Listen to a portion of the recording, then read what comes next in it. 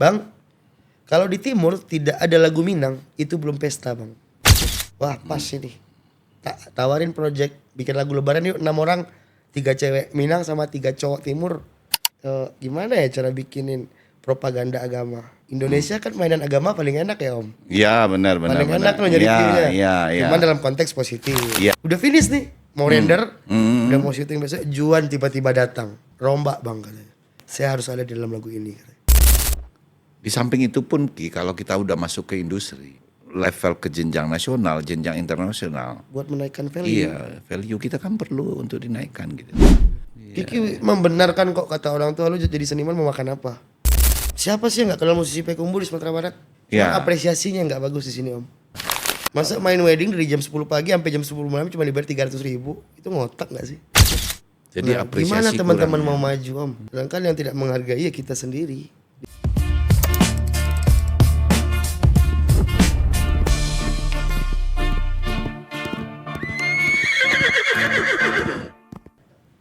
Assalamualaikum warahmatullahi wabarakatuh. Ketemu kembali kita dengan podcastnya Kusya Bendi dari produknya Dimensia Kreatif dari sudut kota Payakumbuh Provinsi Sumatera Barat.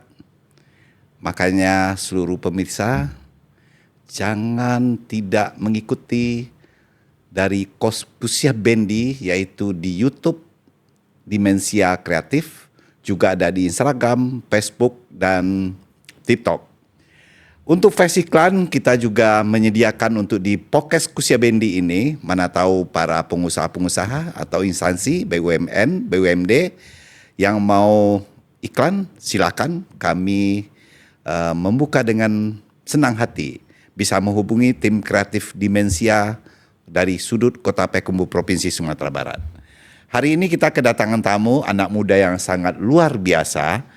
Beliau sebenarnya namanya Muhammad Sikri tapi yang biasa dipanggil Kiki. Kalau kami ini Kiki aja dari muda dulu. Dia udah saya lihat bertalenta, sangat luar biasa, lahir dan dibesarkan dari sudut kota Payakumbuh Provinsi Sumatera Barat. Latar belakang beliau yang akademis lulusan S1 Etnomusikologi dan S2 Art Management. Wah, sangat luar biasa sekali ini. Selamat hadir Kiki di podcastnya Kusya Bendi, Ki. Assalamualaikum warahmatullahi wabarakatuh. Terima kasih teman-teman Kusya Bendi udah mengundang saya sebagai narasumber pada hari ini. Sama-sama Kiki, saya juga bersenang hati karena Kiki udah hadir di sini dan betul-betul punya harapan kita hadir di sini karena dari Sumatera Barat, dari kota Payakumbuh, pelaku-pelaku seni yang muda-muda masih ada, masih banyak. Semoga dengan hadirnya Kiki di sini memberikan motivasi, memberikan dorongan untuk pelaku-pelaku, pemuda-pemuda, seniman-seniman yang ada di kota Payakumbuh. Peran industri multi talenta ini sebagai musisi, pencipta lagu, sound engineering, produser eksekutif dan CEO dari Minang Timur Production, sangat luar biasa. Mungkin para penonton dari podcastnya Kusya Bendi, salah satu yang paling melejit yaitu Tabola Bale. Benar, Ki? Benar sekali. Beliau adalah eksekutif produser lagu mega hit ini, lagu yang viral, menghubungkan musik Indonesia Timur Flores dengan liriknya hip hop serta unsur-unsur Minangkabau, Provinsi Sumatera Barat. Yong dari Timur, proyek rilis di bawah naungan yang dinyanyikan oleh Wita Sofi. Ya, Om Kiki ya. Om Kiki, saya panggil Om Kiki aja lah ini, karena masih muda baru ya kan. Om Kiki ya kan. Itu dulu semenjak dari Payakumbuh Om nggak kelihatan lagi. Kiki kuliah itu langsung di Yogyakarta. SMA bang. SMA udah merantau. Di Padang. SMA di Padang. Terus? Sekolah musik, SMK musik. SMK musik. Betul. Habis itu? Langsung alhamdulillahnya diterima beasiswa di ISI Jogja. Oh, di ISI Jogja. Oh. Jadi Ki, Om mau tanya ini. Kan terciptanya lagu Tabola Bale. Tabola Bale ini sebenarnya apa sih artinya gitu loh? Bolak-balik. Bolak-balik gitu. Iya. Oh, jadi Seorang pria yang menyukai wanita dan kebawa mimpi akhirnya tidurnya kebolak-balik. Itu sih sebenarnya. oh, bukan perasaannya yang terbolak-balik. Bukan. Karena kegelisahannya ya, karena jatuh cinta itu ya. Betul. sangat luar biasa ya. Bagaimana Kiki menyatukan ide musik itu kan? Sebenarnya kan Kiki ya tapi sebenarnya udah belajar juga kan seni musik ya kan. Tapi Kiki kan orang Minang nih, Benar. ya kan? Terus bagaimana sinergi musik Indonesia Timur itu bisa Kiki kolaborasikan dengan instrumen Minangkabau gitu loh? Mau diceritain dari awal Om ya? Diceritain lah. Jadi dulu kita kan juga punya rumah produksi di Jogja dari tahun 2016. Dan pada akhirnya ada satu vendor label Jakarta yang ngontrak kita untuk pembuatan master lagu. Itu di tahun 2022. Dan di situ saya meng-hire teman-teman tim beberapa dari teman-teman Indonesia Timur, yaitu dari Nusa Tenggara Timur. Karyawan lah katakan. Tapi kalau saya nyebutnya tim ya. Iya, iya betul. Nah, dan tim saya ini ketika mengerjakan suatu project atau mengedit video, di sela-sela itu mereka sering mendengarkan lagu-lagu Minang. Padahal mereka orang Indonesia Timur nih. Ya tapi kan Kiki sendiri yang bikin lagu Minang nggak? Bukan, kita produksinya lagu-lagu pop waktu itu. Oh. Tapi mereka sendiri yang nyetel lagu-lagu Minang di YouTube. 1-2 hari, 1-2 minggu saya liatin doang. Habis itu saya tanya, lu kenapa sih suka putar-putar lagu Minang? Ya. Nah, dijawab mereka yang bikin saya kepikiran bikin Minang Timur. Bang, kalau di Timur tidak ada lagu Minang, itu belum pesta bang. Itu kata beliau. Jadi kalau di Timur itu ada pesta pernikahan, tanpa diputarnya lagu Minang itu belum dianggap pesta bagi mereka. Sebegitu kuatnya lagu Minang di daerah Secara Kigali itu kenapa gitu? Nah, Dari akhirnya menggali teman-teman. dong. Iya. Timur. Ada apa dengan Minang di Iya. khususnya NTT? NTT. Khususnya NTT. Dan ternyata secara akademis saya cari tahu, ada satu daerah di NTT itu kalau nggak salah namanya Manggarai. Dan itu nenek moyangnya memang asli orang Minangkabau. Di NTT itu. Nah, akhirnya observasi kecil-kecilan lah ke teman-teman Timur. Ada apa sih dengan musik Minang? Dan anehnya musik Minang yang mereka putar, mungkin kita sendiri orang Minang jarang tahu lagu-lagunya. Kayak mereka tuh suka lagu-lagu Misra Mola yang lama, lagu-lagu dendang-dendang dulu lah. Iya, dendang-dendang. Yang kita bahkan kita aja orang Minang nggak familiar dengan lagu itu. Iya. Tapi mereka tahu. Dan akhirnya kata mereka ya dari bapak-bapaknya, kakek-kakeknya dulu yang sering muter-muter lagu itu Om. Oh jadi udah keterbiasaan di Kebiasaan daerah di dia. Timur, ya. Khususnya yang paling memang antusias tuh NTT sih. NTT itu. Iya. Oh. Baru Kiki terpikir untuk mengkolaborasikannya. Oh iya, akhirnya dia beri masukan, bang, apa nggak coba nih daripada ngerjain project orang terus, kita bikin project Minang sama Timur kita satuin. Sebenarnya bukan Kiki yang punya ide, justru namanya Mario Ropa, editornya Tabola Bali juga itu. Iya. Editor videonya. Boleh. Dan kebetulan waktu itu ada namanya Cito Diona, tukang aransemen musiknya Tabola Bali. Iya.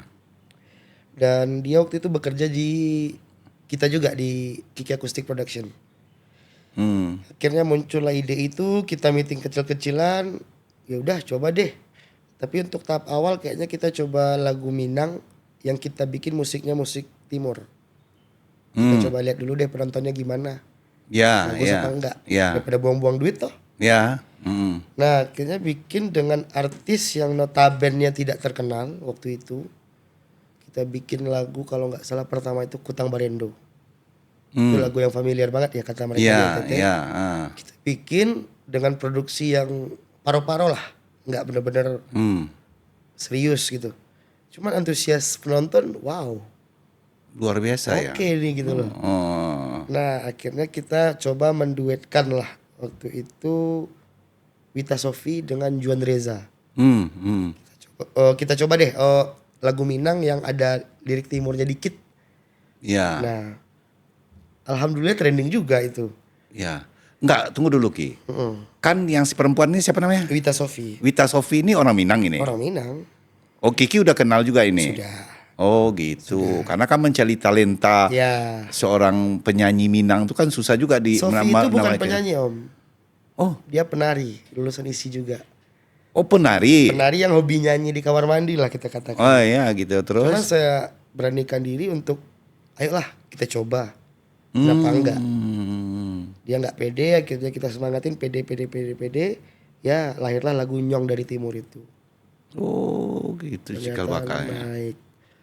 Nah akhirnya setelah itu naik, waktu itu 1 bulan menjelang Ramadan 2025. Hmm. Nah pengen bikin gebrakan nih. Kan Ya, selama ini lagu-lagu Lebaran, lagu-lagu Ramadan di Minang yang paling hype itu kan Taraga Pulang, ya, Salam ya, Barayo. ya. Nah kita bikin nih, gimana ya cara bikinin propaganda agama. Hmm. Indonesia kan mainan agama paling enak ya Om. Ya benar benar Paling benar. enak loh nyari Ya, view-nya. ya, ya. Cuman dalam konteks positif. Ya, ya. Bagaimana ini agama yang merayakan ya Muslim, Ya, yang Katolik atau Kristen itu bisa lah menghormati, menghargai ya. toleransi. Toleransi. Dari situlah aku berpikir bikin lagu tentang Lebaran, tapi di situ ada unsur timurnya. Bagaimana nih orang-orang timur bisa menghargai kita juga, kita pun juga begitu sebaliknya. Waktu itu kita kumpulkanlah Wita Sofi, Diva Aurel, itu Diva kebetulan itu junior Kiki di kampus. Adik-adik kelas dari SMKI juga dulu dipegang, jadi udah kenal. Sama dia ini orang Bukit Tinggi juga yang kuliah di Jogja. Ketemulah 3 cewek Minang Timur ini.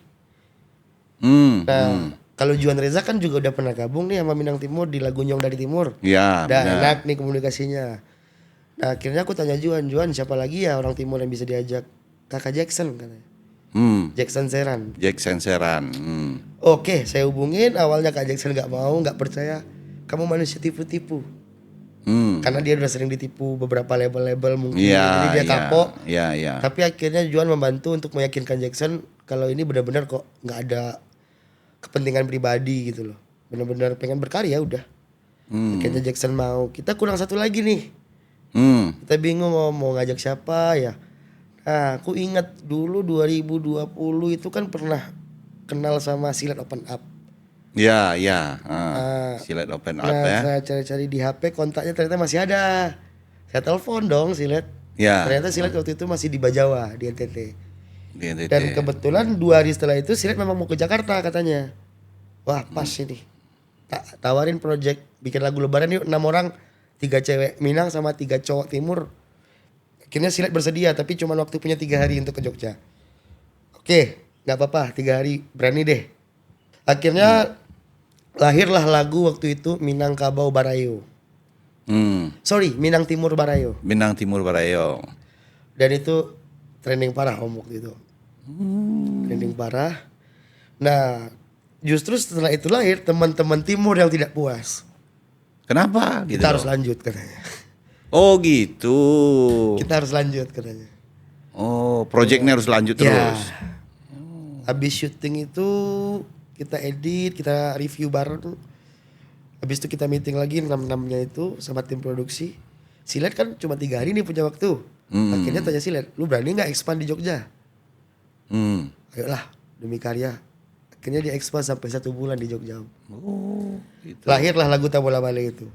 Silat udah punya lagu Tabola Bale itu dari dia di NTT. Bawa filenya lah ke kita. Oh, udah lama dia punya rilis lagunya bukan tuh. rilis, Om. Apa? Mentahannya. Mentahannya. Dengerin Udah, kita, ini enak nih, tapi kita rombak ya. Kita rombak. Awalnya itu lagu Tabola Bale hanya Jackson dengan Silat Om. Dengan Silat. Nah setelah selesai mereka rekaman bikin musik, aku preview.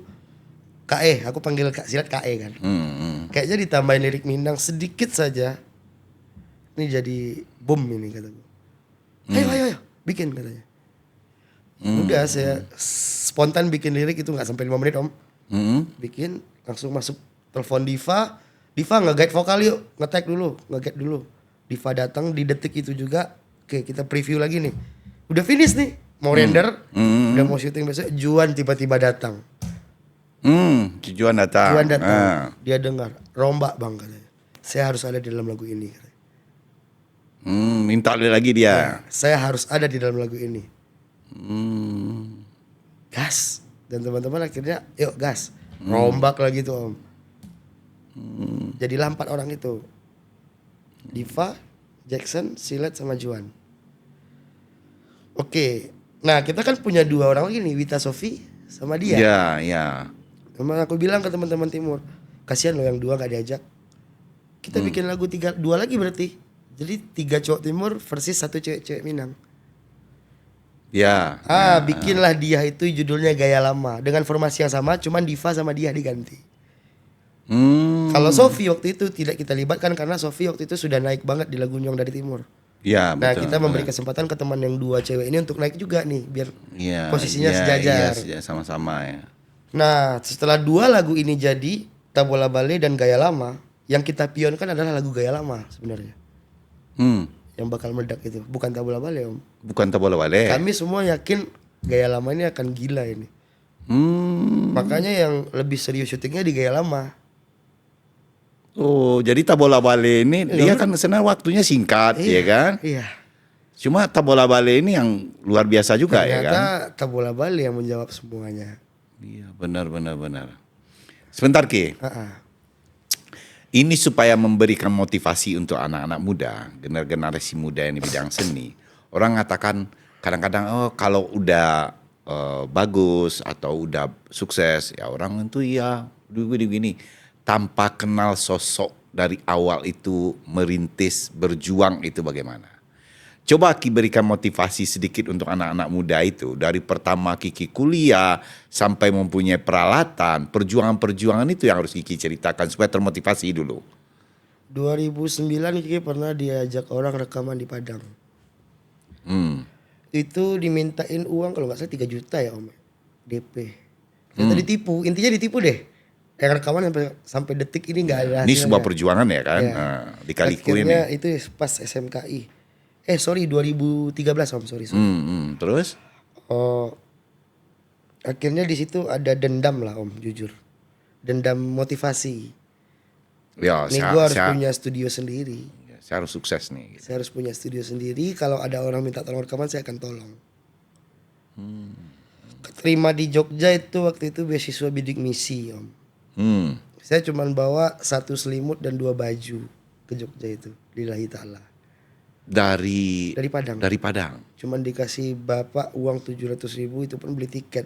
Waktu itu tiket Jogja Padang 650 kayak. 2015. Nah, terima beasiswa, cari kos lah yang pertama toh. Iya, cari tempat kos, tinggal waktu itu ya dapat kan. kos-kosan harga 125.000 per bulan. Minjem lah duit senior buat bayar kos. Oke, kos udah dapet, tidurnya di atas sajadah itu selama 2 bulan Om.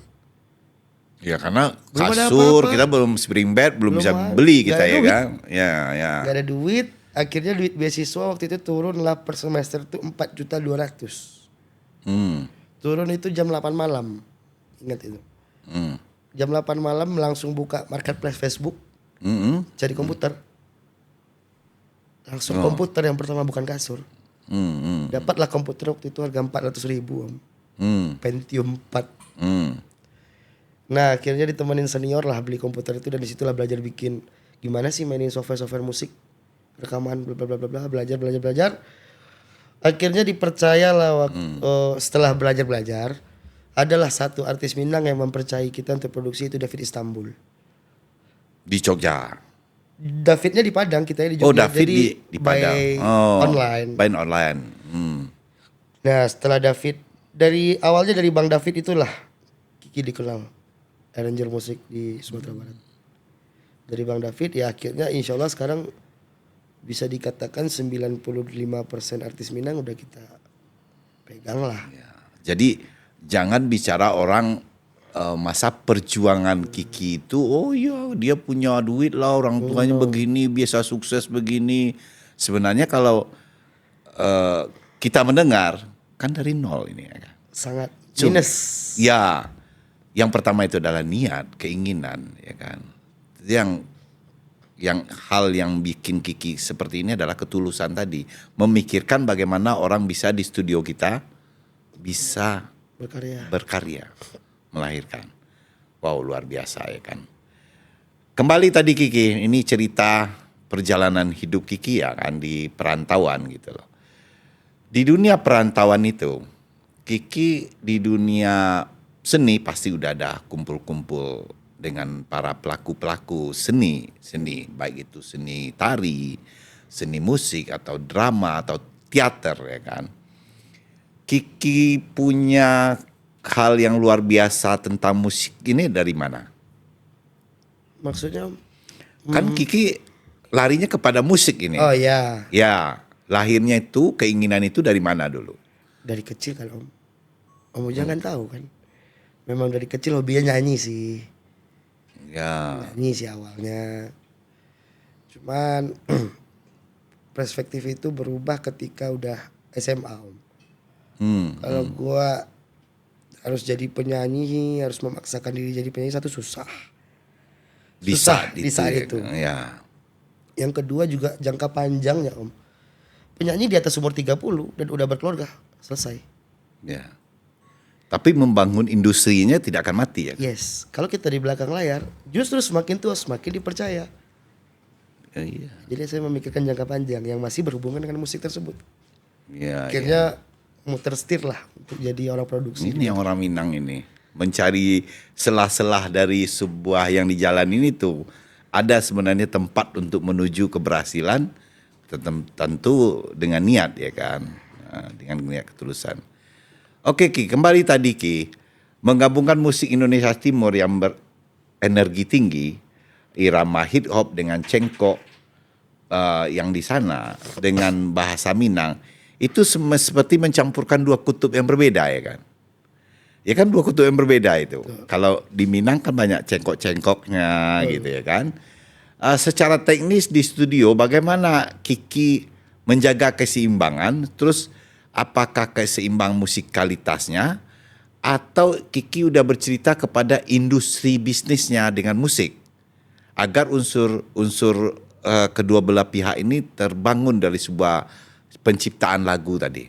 Dua-duanya Om. Kita kejar pasar industrinya, tapi kita tanpa menghilangkan ornamen-ornamen musik asli dari kedua daerah tersebut. Kenapa bisa digabungkan? Karena Minangkabau Indonesia lah kita bisa katakan, aku berani katakan tidak ada sih sebenarnya musik asli di Indonesia ini. Semua peradaban kok. Iya, iya. Termasuk Talempong Salong itu peradaban dari Thailand kok rata-rata. Cina, Thailand. Iya, Bukan punya Minang. Nah, cuman kita katakan sekarang Minangkabau itu punya tangga nada diatonis. Umumnya ada yang penta. Cuma kan umum yang didengar pada masyarakat itu diatonis. Di timur pun seperti itu. Nah, kalau tangga nadanya udah sesama diatonis itu enak tuh ngolapin musiknya. Beda nih sama Minang sama Jawa. Minang punya diatonis, Jawa punya pentatonis. Nah. Udah beda apa Minang? Enggak, udah susah banget untuk gabungin. Bisa tapi susah. PR itu. Nah, kalau Minang sama Timur rasanya udah dapet sesama-sama diatonis. Oh gitu. Nah, yang membedakan mereka satu punya cengkok, yang satu punya kultur hip hopnya. Iya, iya. Ya situ Karena kita Minang ada cengkok-cengkoknya Betul. kan. Kalau dia hip hopnya ya kan. Iya. Nah, di situ kita gabungkan. Oh, kolaborasi itu ya. Yes. Jadi ada juga insting ya sebenarnya ketajaman dengan sebuah mendengar musik. Kultur daerah juga menentukan ya. Betul. Betul, Om. Oke Ki, sangat luar biasa Ki. Setelah lagu Kiki ini meledak, respon yang paling berkesan atau pembalik Kiki terkejut itu apa? Ya mimpi untuk memperkenalkan lagu Minang ke dunia tuh rasanya terwujud di lagu Topola Bale, Om.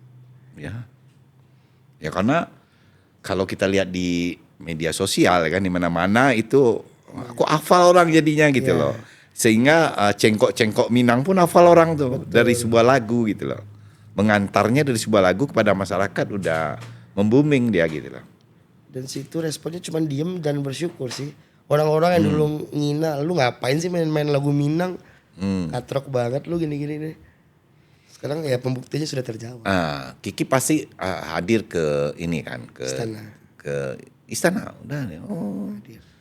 waktu acara apa tuh ya? Yang 17 Agustus tahun 17 lalu. Agustus ya. Terus Ki, dari Kiki hadir di Indonesia Timur. Ya. Nah, kan Kiki hadir nih ke Indonesia Timur dengan punya teman-teman, punya kerabat di Indonesia Timur. Soal peradaban. Bagaimana tanggapan orang-orang Timur itu melihat peradaban orang Minang? Dari segi budaya, dari segi kesenian. Tanpa kita tanyakan dari dahulunya mereka udah kagum dengan Minang, Om. Karena dalam sejarah NTT ya memang ada sebuah Kampung Minang ya di kampung sana. Minang di sana. Iya. Ya. Ada kampung Minang ya. Ada kampung Minang ya kan? Karena dulu ada yang merantau ke sana, Betul. ada menjadikan sebuah kampung di situ tuh memang menjaga juga masih ada tradisi-tradisi Minang ya. Sampai Kiki ke sana. Belum. Oh. Indonesia Timur yang belum pernah Kiki injak cuma NTT malahan. Setelah Kiki ini tabola bale meledak dengan teman-teman semua yang di timur, kan sempat di perayaan HUT ke-80 RI di sana ya kan. Apa yang terfikirkan dan terbayangkan pada saat itu? Yang mulai Kiki merangkak dari awal sampai ada orang udah mengenal Kiki di Minangkabau. Sekarang udah se-Indonesia gitu lah dalam sebuah mengkolaborasikan lagu Minang. Intinya proses selama ini terjawab, Om. Proses dari tahun 2013 terjawablah di 2025. Makanya buat pesan nih buat teman-teman seniman, baru bikin lagu 1, 2 nggak naik udah kecewa. Ya. Itu jangan. Jangan apa ya? Jangan cepat puas lah ya kan. Betul. Teruslah berjuang, teruslah berbuat ya kan. Ada masanya pasti. Tapi di antara Kis melahirkan sebuah itu, dalam hati, dalam sebuah tindakan, apa sebenarnya yang apa ya?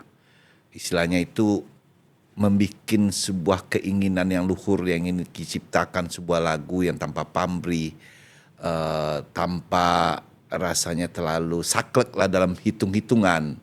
Karena kita kan orang Minang ini bagaimanapun dagang ini harus perlu ya kan. Yes. Tapi apa yang Kiki ciptakan itu membuat studio Kiki bisa untuk orang berkarya, untuk itu. Perhitungan apa dari diri Kiki gitu? Karena sakit Om rasanya ditipu. Waktu dulu pengen rekaman tapi nggak jadi itu. Sesimpel itu Om. Sesimpel itu. Hanya keinginan itu ya. Iya. Tapi di antara perjuangan Kiki, tapi itu juga kehendak tangan Tuhan itu ya. Iya.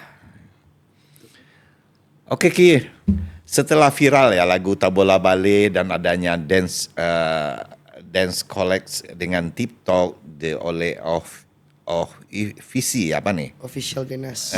Genas. Bagaimana tanggapan Vicky terhadap hal ini? Jujur saya telat tahunya Om karena Kiki nggak main TikTok. Kiki nggak main TikTok ini. No. Jadi taunya ini itu gimana? Dari teman-teman itu. Cuma dia aja yang ngomongin gitu. Iya, jadi Genas itu adik-adiknya dari Jackson Zeran. Oh, adik-adiknya. Nah, terus? Nah, jadi memang setiap lagu yang rata-rata yang dibawain oleh Genas, yang di cover dance, istilahnya Oh gitu. awal mula lagu Tabola Bali dikenal tuh ya dari teman-teman Genas di kalau nggak salah Fak deh. Fak Papua kayak. Kalau nggak salah ya. Oh. Jadi dari TikTok ini Kiki nggak tahu ini. Kiki nggak main TikTok sampai sekarang Om. Oh gitu.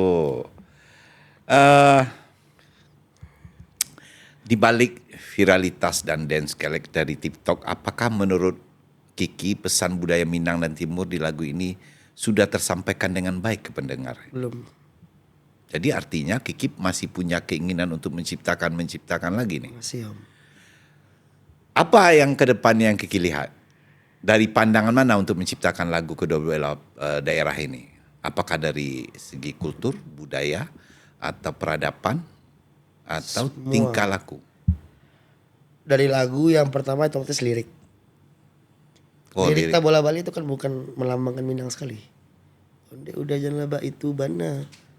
Acok mabuk-mabukan itu kan sebenarnya tidak baik di Minang ya Om. Ya.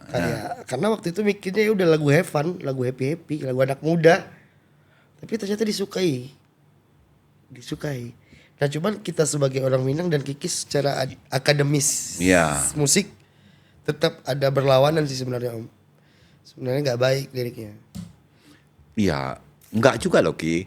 Karena Kalau kalau kita akademis ya, kalau kita berkelakar di Minangkabau kan, misalnya dia terlalu gila bola kaki. Ang jam mabuk-mabuk na ke gilo tu lay ke bola tu lay. Ang jam mabuk-mabuk benar lay ke volley tu. Ang jam mabuk-mabuk kan udah biasa agak Betul. merayat. Cuman kan secara tatanan bahasa di lagu ada bahasa halusnya. Kalau kata Om Sekri Budiman seperti itu dulu. Oh iya iya. Misalnya ya gitulah, ada apa ya bahasa Minang itu. Lali lah Om. Ya itulah, dan ke depan pengennya bikin project Minang Timur lagi yang insya Allah tahun ini, semoga doakan saja. Kita syutingnya di seluruh daerah wisata di provinsi Sumatera Barat, Papua, Labuan Bajo, sama Sumba.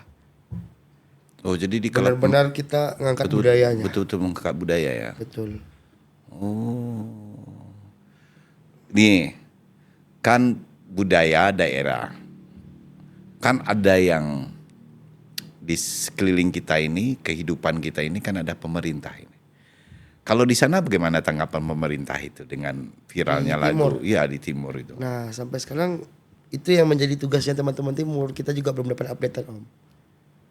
Mereka masih audiensi ke pemerintah. Karena Timur banyak kan Om, agak ribet mereka. NTT, Papua, Maluku, Sulawesi. Ada 4 pulau yang harus mereka jangkau. Oh iya ya. Di situ agak Kalau susah. kita baru satu pulau kita ya. kan cuma 1 pulau dan 1 daerah kecil Sumatera Barat kan. Mereka kalau disebut Indonesia Timur banyak. Oh dia udah ini ya. Indonesia Timur tuh Indonesia Timur tuh ya. nggak bisa kalau cuma NTT doang. Lah kalau NTT doang berarti Juan sama Silat doang. Jackson orang Papua loh. Oh iya benar ya. Di birokrasinya agak ribet itu. Makanya kemarin kita kenapa pilih Labuan Bajo sama Raja Ampat, karena itulah yang melambangkan Indonesia Timur secara umum di masyarakat. Gitu. Kiki, banyak orang mengenal Kiki lewat karya-karya besar yang viral saat ini. Tapi kalau ditarik mundur ke belakang ya kan, momen apa di masa kecil atau remaja di kampung Kiki ini membuat Kiki sadar bahwa musik adalah jalan hidup yang ingin Kiki tekuni secara akademis dan profesional. Orang kadang-kadang Kiki kalau anak muda tuh, kadang-kadang keinginan orang tua, kadang keinginan teman untuk kuliah. Ambo menjadi insinyur pertanian salah. Mau jadi teknik sipil aja lah. Tapi dorongan kadang-kadang, oh jangan masuk di situ. Kalau Kiki kan ini dari masa kecil tuh apa gitu loh. Karena udah langsung masuk kepada akademis yang di bidang yang Kiki inginkan. Satu hobi dari kecil, yang kedua keturunan Om. Papa mama kan seni juga kan. Orang seniman juga ya benar. Kalau untuk itu ngalir sih Om, ngikutin aja dari kecil tuh. Dari Jadi umur nggak ada hambatan pertama, ya? nggak ada. Umur 3 tahun kan udah naik panggung dulu. Iya benar ya. Om tahu kan? Iya udah ikut festival dulu ya kan. Jadi ngalir aja udah. Udah ngalir aja ya kan. Sekarang Kiki udah berperan sebagai musisi, pencipta lagu, sound engineering, produser eksekutif, sekaligus CEO Minang Timur Production. Dari semua itu di mana yang paling terasa sebagai identitas asli Kiki?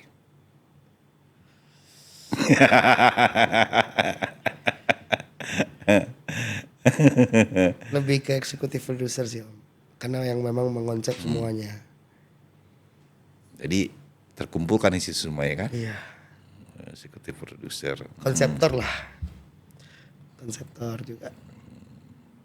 Di samping hobi, di samping tempat mencari usaha, tapi tidak terlepas dari pola orang Minang ya. Bisnis.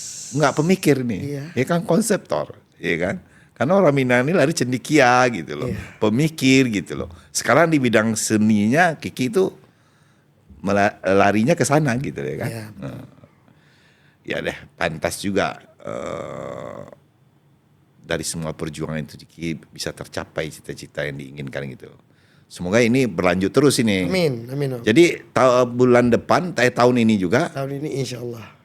udah launching atau masih dalam Proses produksi? produksi. Karena kita ya kayak kita bahas tadi Om, masih nunggu respon dari pemerintah Timur.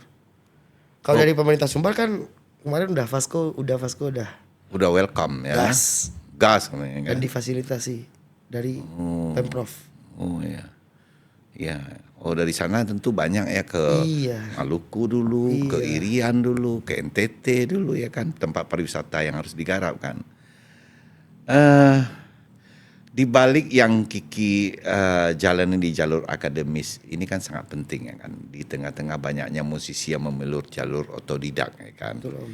Dan ini perlu dan sangat perlu untuk mencapai itu gitu loh. Apa yang Kiki himbau kepada generasi-generasi muda Sumatera Barat gitu loh, bahwa dalam sebuah pendidikan itu juga perlu gitu.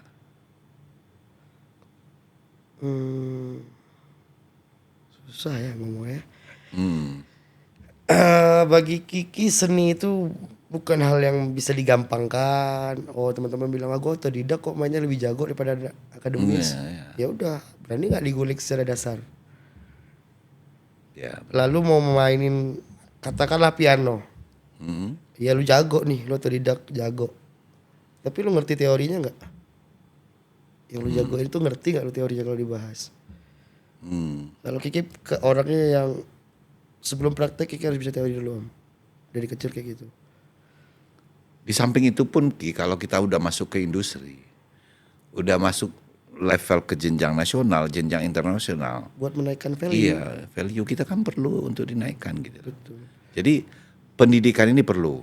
Dan satu dulu kenapa Kiki sampai kuliah S1 S2 dan bahkan ini mau S3 karena cita-citanya memang dosen, Om. Bukan seniman kayak gini.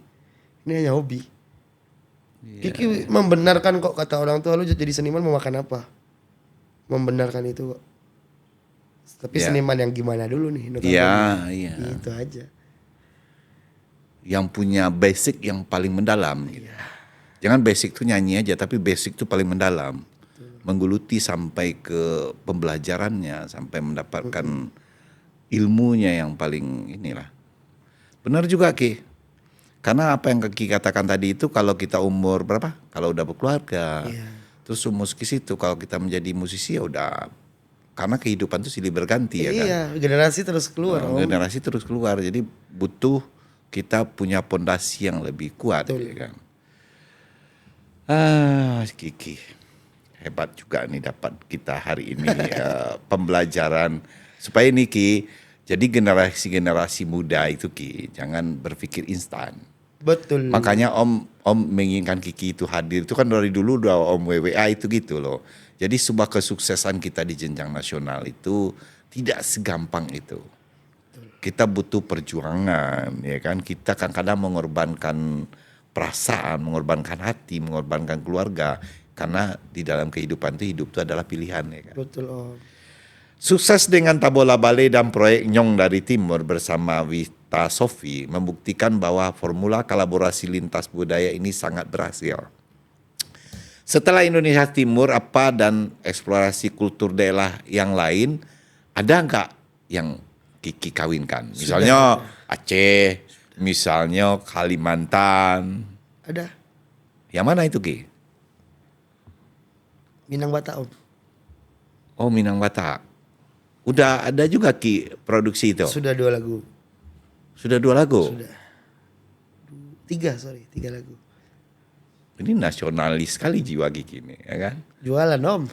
Iya di samping jualan ini kan nasionalis sekali gitu loh. Karena Indonesia itu berbeda-beda, dia satu jua gitu loh. Betul. Oh, ini pantas nih ke istana ya kan, nggak salah gitu loh. Karena dari seni pun kita bisa mempertahankan Bhinneka Tunggal Ika itu ya kan. Di tengah semua pencapaian dan sorotan yang datang belakang ini, adakah momen di mana Kiki merindukan kampung halaman?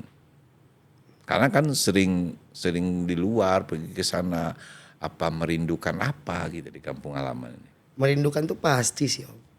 Cuman yang lebihnya itu kayak kita berada di suatu tempat, katakanlah misalnya Jakarta nih. Dengan kultur teman-teman yang seperti A, B, C, dan D. Kenapa enggak lingkaran ini gue bikin di kampung ya? Sedangkan teman-teman di kampung ini punya potensi, tapi dia nggak punya wadah mungkin, tempat. Itu hal yang positif Ki. Tempat. Nah kepikiran itu sih Om dari dulu. Nah dan harus banyak-banyak adain edukasi kalau di sini Om. Iya itu makanya Nah, salah satu tuh Ki. Teman-teman di sini rata-rata ya nggak tahu ya, nggak bisa ngomong. Mentornya Ki harus ada. Jadi kalau Kiki ada di sini, kalau Ki ada yang mentor untuk ngasih arahan, ngasih pelajaran untuk yang muda-muda, Insya Allah bisa. Karena yang muda-muda kita banyak loh Ki. Kiki lihat aja lah. Kita mempunyai tempat kafe-kafe, tempat duduk-duduk anak muda. Itu kan banyak musik-musik yang orang-orang. Lihat dia cara main dia. Kadang-kadang saya sendiri, Om sendiri heran loh Ki. Duh gila ya anak Payakumbuh ini mainnya gitu. Mainnya siapa sih yang nggak kenal musisi Payakumbuh di Sumatera Barat? Cuma Ya. apresiasinya nggak bagus di sini Om. Langsung to the point aja. Dalam apresiasi. arti lu nggak benar Ya, nggak apa-apa. duitnya nggak bagus. Oh iya. Masa main wedding dari jam 10 pagi sampai jam 10 malam cuma dibayar 300.000? Itu ngotak gak sih? Lah gua main wedding di Jakarta 1 jam 1,5 juta. Jadi Nah, apresiasi gimana teman-teman kurang, mau ya. maju Om? Iya benar. Sedangkan yang tidak menghargai ya kita sendiri di sini. Yang bikin harga itu rendah bukan orang lain tapi seniman itu sendiri. Daripada ndak makan dan gimana tuh cara memberantas bahasa yang seperti itu? Ya digital tuh. Kemarin sempat edukasi kok kita. Ya main digital dong kalian. Iya, itu benar tuh Kiki kasih ini loh. Setelah kalian cobain duit dari digital, duitnya udah banyak, ngambil job 300.000 paling nggak mau kalian. Itu benar tuh. Dan akhirnya rate kalian naik semua. Iya, karena kita jarang juga ngelihat anak Payakumbuh di Sumatera Barat ini yang mendigitalisasi musikal jadi itu. Kita gitu. dulu sempat seminar itu Om 2 bulan yang lalu di Ribian Cafe itu yang diadakan oleh seniman muda Payakumbuh. Datang itu rame. Memang keluhan teman-teman tuh fasilitas Om. Kami mau bang katanya. Fasilitas nggak ada. Nggak apa-apa kok, aduh. Kok nggak ada yang ngomong? Kita Dimensia ini. Nah itu. Kita Dimensia ini alat kita kan udah cukup Kiki udah lihat nih. Kalau dia mau silakan gitu loh. Kita udah dari ada pembicaraan kita di tempo hari yang lalu karena kita juga ingin melahirkan anak-anak muda yang bertalenta Payakumbuh yang bisa membangun dirinya gitu loh. Iya. Demi kemajuan karena kita akan merasakan kalau orang itu maju, kita akan lagi 10 langkah lebih akan maju. Pasti. Ya kan? Pasti Om. Karena hidup itu saling ketergantungan gitu. Ngomong Ki kalau ada adik-adik itu, kita Dimensia siap kok. Iya kan? Kita punya peralatan, kita punya fasilitas. Kalau adik-adik yang punya talenta-talenta itu silakan hubungin Dimensia. Nggak apa-apa dia mau syuting mau apa gitu loh. Karena benar juga yang pengen Kiki itu. Jadi itu adik-adik itu curahkan itu ya di Sumatera Barat ini. Fasilitas bang. Iya. Karena tidak dihargai tadi udah nyanyi sekian cuma dikasih berapa Ki Iya. dari pagi. Kadang ya itu Om yang kadang nggak sampai hati, kasihan. Sedih juga ya. Kenduri dari pagi sampai malam. Aduh. Iya. Aduh. Kiki. Terakhir Kiki, ini Kiki sebagai anak muda yang punya talenta, yang punya masih jiwa muda untuk membangun anak muda baik di kampung halaman Kiki maupun di perantauan. Bagaimana Kiki ingin memberikan atau mengedukasikan generasi muda itu yang bertalenta dalam musikal ini untuk meraih kesuksesan dia? Yang pertama yang pastinya konsisten Om. Konsisten misalnya dalam bermusik ya konsisten dalam bermusik, konsisten dalam latihan dan ikuti zaman. Zaman seperti apa ya digitalisasi. Sekarang kalau nggak ikutin digital mati Om. Lu mau sejago apapun ya kalau lu cuma mentok di Payakumbuh jago-jagoan yang tahu orang Payakumbuh doang. Lalu kalau main digital satu dunia orang tahu. Peluang akan banyak terbuka kan ke depan. Ya. Terus cara infrastruktur. Ya kan? Karena keterbatasan alat, tempat gitu. Bagaimana Kiki ingin memberikan edukasi sedikit untuk anak-anak muda ini?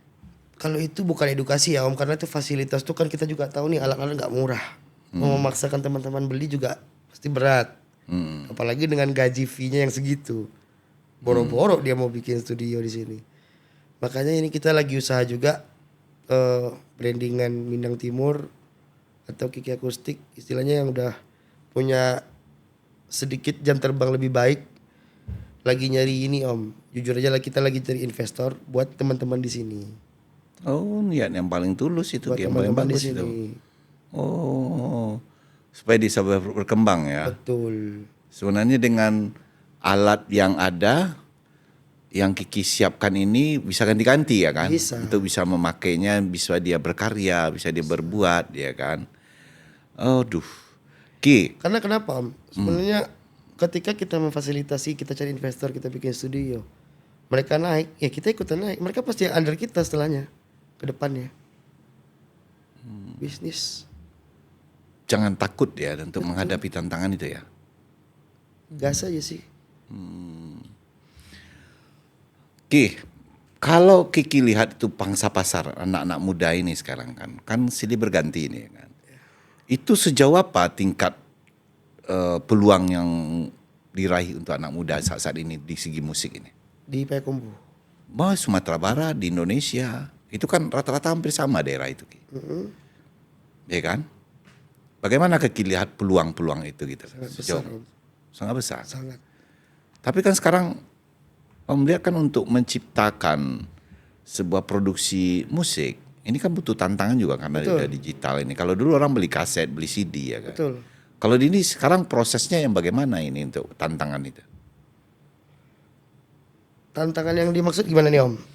Kan global ini ya kan. Iya. Pangsa pasar, kita lihat kalau dulu orang musik itu bisa kaset, bisa CD. Oke. Kalau Iya sekarang kan digital ya. Ya, YouTube, ya. Apple Music, Spotify dan lain-lain. Hmm, Nah gitu teman-teman juga itu yang harus kita edukasi di sini. hmm. eh Mungkin untuk berkarya bikin lagu teman-teman banyak yang bisa Om. Cuman setelahnya mereka bisa apa enggak? Satu, mau dibuang kemana ini karya? Cuman diupload di YouTube. Ya semua orang bisa. Cuman lu bisa nggak ngoptimasi YouTube biar view-nya naik? Itu nggak semua orang bisa. Apalagi di musik itu ada tiga sih yang paling penting itu kita katakan publishing. Publishing ini gunanya untuk melindungi hak cipta lagu Om. Ya. Itu khusus untuk pencipta sebenarnya. Itu pencipta lagu juga harus tahu. Yang kedua agregator. Agregator ini tempat untuk mendistribusikan barang. Mendistribusikan lagu-lagu kita ke toko-toko musik. Toko musik yang seperti apa? Spotify, Joox, Apple Music, dan lain-lain. Baru yang terakhir YouTube. Bagi Kiki, YouTube bukan tempat cari uang. YouTube hanya tempat promosi. Karena duit yang paling gede itu di agregator. Kalau di musik ya Om. Ya Kiki rasa podcast pun juga sih ada di Apple, ada di Spotify. Iya, kan? iya. Dia main agregator. Nah itu kebanyakan teman-teman katakanlah Sumatera Barat. Banyak salah kaprah di situ. Bikin lagu upload YouTube. Bikin lagu upload YouTube. Ya lu gak bakal kaya kalau kayak gitu mainnya. Semua ada alurnya, ada strateginya. Ada namanya di YouTube juga optimasi gimana nih view biar naik. Minang Timur udah off loh 6 bulan nggak upload. Kenapa? Bukan karena bubar, bukan karena apa-apa. Karena memang traffic musik gak lagi bagus ini Om. Iya, iya Om itu cek aja, itu yang Om maksud itu gitu loh. Iya kita harus bisa baca traffic dong. Itu ada timnya kita. Terserah orang mau bilang oh Minang Timur tutup, bilang bla bla bodo amat dah. Ntar sekalinya keluar jangan ngomel ya. Maka jangan dipaksain oh harus upload, harus upload. Katanya kalau nggak upload algoritma turun bla bla bla bla. Salah Om. Ya, ini yang Om harapkan dari Kiki gitu loh. Jadi anak-anak itu berpikir di samping kamu seorang musikus, kamu juga mempelajari teknologi. Yes. Kamu juga mempelajari perubahan IT itu ya kan. Iya. Harus belajar terus gitu loh. Karena ruangnya di situ sekarang. Betul. Oh, ya kan benar itu Ki. Oke Ki, di akhir penutupan Kiki di podcast Kusia Bendi ini Kiki, apa kata-kata motivasi yang bisa Kiki berikan untuk pelaku insan seni khususnya di musik ini? Ya teruslah berkarya konsisten dan jaga budaya. Budaya ya, memang Ki itu luar biasa. Gitu. Karena orang itu kenapa bisa bertahan, kenapa orang itu bisa sukses? Karena dia menjaga peradaban dia. Tapi kalau peradaban kita jual, peradaban kita tidak pertahankan, maka hancurlah sebuah daerah, sebuah tempat. Gitu. Benar, oke. Oke pemirsa, itulah seorang Kiki akustik yang sebenarnya namanya Muhammad Sikri. Tapi sering orang manggil Kiki Akustik. Terima kasih telah mengikuti Dimensia Kreatif pada produksinya Kusia Bendi. Dan jangan lupa pemirsa, bagi yang punya usaha-usaha, pengusaha, baik itu apapun sampai ke UMKM, BUMN sampai BUMD pemerintah, kita punya tempat space iklan. Silakan untuk mempromosikan iklan-iklannya di podcastnya Kusia Bendi. Ki, terima kasih Ki atas kehadirannya Ki. Siap, sangat Om. luar biasa, memberikan edukasi, motivasi kepada generasi-generasi muda, khususnya para musisi-musisi yang ada di tanah air, Sumatera Barat dan khususnya Payakumbuh.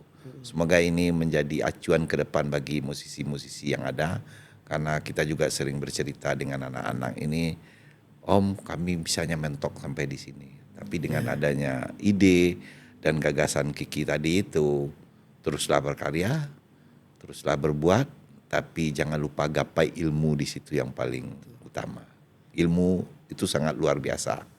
Oke Ki, terima kasih ya Ki ya. Siap, sama-sama Om. Baik pemirsa, saya sudahi dengan wassalamualaikum warahmatullahi wabarakatuh. Bye-bye.